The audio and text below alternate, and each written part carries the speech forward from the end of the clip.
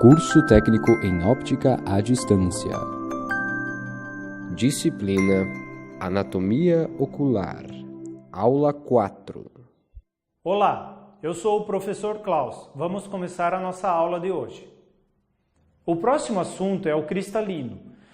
Ele é uma lente interna biconvexa, transparente, que se encarrega de realizar a acomodação. A acomodação é a mudança óptica dinâmica da potência dióptrica do olho. Ela permite modificar o ponto de enfoque do olho dos objetos afastados para os próximos e vice-versa. O aumento na potência dióptrica se consegue mediante o incremento nas curvaturas posterior e anterior do cristalino e um aumento da sua espessura.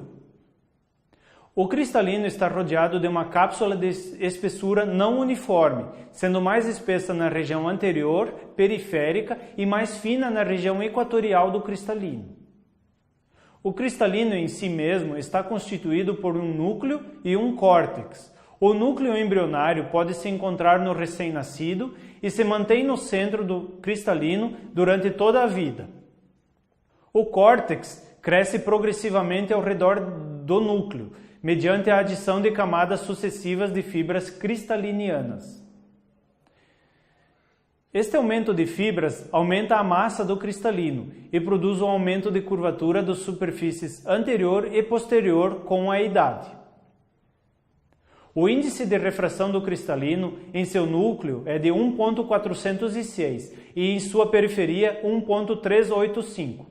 No estágio embrionário, o cristalino é uma lente completamente esférica com o poder de mais ou menos 40 dioptrias. No estágio adulto, essa lente se torna uma lente biconvexa com o poder de entre 15 e 20 dioptrias. Macroscopicamente, o cristalino está formado por 7 partes. A primeira, face anterior e epitélio. Ela está em contato com o humor aquoso. A segunda é a face posterior, que está em contato com o vítreo. A terceira é a cápsula, é a membrana transparente e elástica que encobre as duas faces do cristalino e permite a sua elasticidade no momento acomodativo. A quarta parte é o equador, ou seja, a união entre as duas faces. A quinta parte é a substância cristaliniana, que consiste nas suas fibras.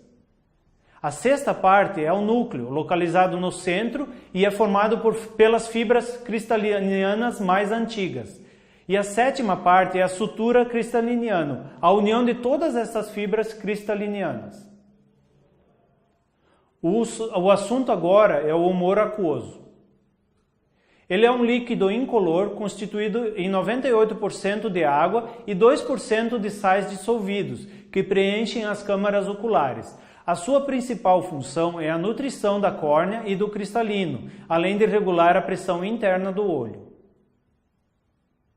O humor aquoso é produzido incessantemente no processo ciliar, uma região recoberta por uma camada de células epiteliais que transportam ativamente o humor aquoso desses processos ciliares para a parte posterior da córnea e a parte anterior da íris. Para manter a pressão do globo ocular constante, o humor aquoso é drenado para o canal de Schilling. O assunto agora é o humor vítreo. O humor vítreo consiste em um gel transparente com hidratação de aproximadamente 98%. Ele é de 2 a 4 vezes mais viscoso que a água e esse índice ele depende diretamente da concentração de hialuronato de sódio. O vítreo tem função estrutural para manter o formato do olho e dificultar o descolamento da retina. O assunto agora é a via óptica. Depois que os impulsos nervosos abandonam as retinas, eles dirigem-se para trás pelos nervos ópticos e posteriormente ao quiasma. No quiasma óptico, todas as fibras das metades nasais da retina cruzam para o lado oposto, onde se juntam as fibras das retinas temporais do outro lado para formar os tratos ópticos. As fibras de cada trato óptico fazem sinapse no corpo geniculado lateral dorsal e a partir daí as fibras geniculocalcarinas vão por meio das radiações ópticas para o córtex visual primário na área calcarina do lobo occipital. Nervo óptico. Fisiologicamente, a via óptica começa no nível das células ganglionares. Os prolongamentos ganglionares da retina reúnem-se na papila óptica, onde constituem o início do nervo óptico, que se dirigem para trás, terminando no núcleo geniculado. Os nervos ópticos, na realidade, são extensões do sistema nervoso central. No nervo óptico, há aproximadamente 1 milhão de axônios originados das células ganglionares da retina. Essas células, uma vez lesadas, não se regeneram. As camadas que envolvem o nervo óptico são de dentro para fora: pia mater, aracnoide e dura mater. Quiasma óptico. O quiasma óptico é o ponto de cruzamento das fibras das metades direitas da retina de um olho com as fibras das metades esquerdas da retina do outro olho. O cruzamento das fibras não é total. As que procedem das metades retinianas nasais se cruzam no quiasma óptico, enquanto os prolongamentos vindos das metades retinianas temporais avançam sem se cruzarem. As duas metades das vias ópticas divergem a partir do quiasma, dirigindo-se para os corpos geniculados laterais. A função do quiasma é separar as fibras ópticas por cruzamento parcial. Assim, todos os objetos situados na metade esquerda do campo visual darão origem a uma sensação no hemisfério direito do córtex visual. Cintilha óptica. Os tratos ópticos, ou cintilhas ópticas, são sequência do quiasma óptico. Eles contornam os pedúnculos cerebrais e dirigem-se em direção aos corpos geniculados laterais. Eles nascem na porção lateral do quiasma. Núcleo geniculado lateral. É aonde se transmitem ou inibem a informação visual. São fundamentalmente acúmulos de células que se agrupam em camadas.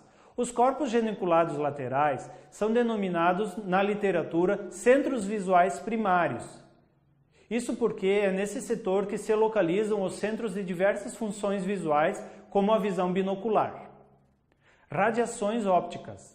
As radiações ópticas vão dos corpos geniculados laterais até o córtex visual por um trajeto arciforme ao longo da face externa dos ventrículos laterais do cérebro.